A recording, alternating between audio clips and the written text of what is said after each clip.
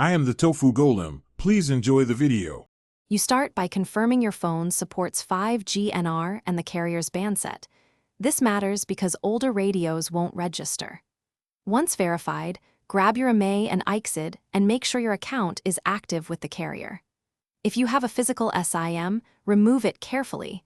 If using eSIM, prepare the carrier activation code. Begin the carrier activation process now. Don't stall, so the network can provision a 5G profile while your device is reachable and ready to accept new settings.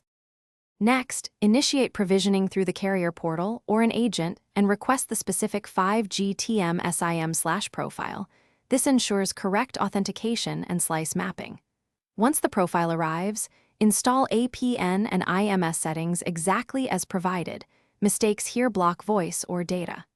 After each change, reboot the phone so the modem reloads config. Then, enable 5G in settings and choose 5G Auto or Standalone if supported, because SA gives lower latency and full 5G feature access. Finish by validating connectivity. Look for the 5G icon and run a speed test to confirm throughput and latency targets. This proves the TM profile is active. Also check voice calls. If VoNR isn't provisioned, calls should fall back to LTE.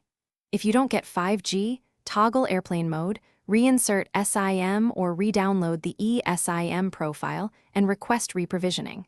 If problems persist, escalate to carrier TAC with IMEI and ICSID so they can trace attach and authentication logs for fast resolution.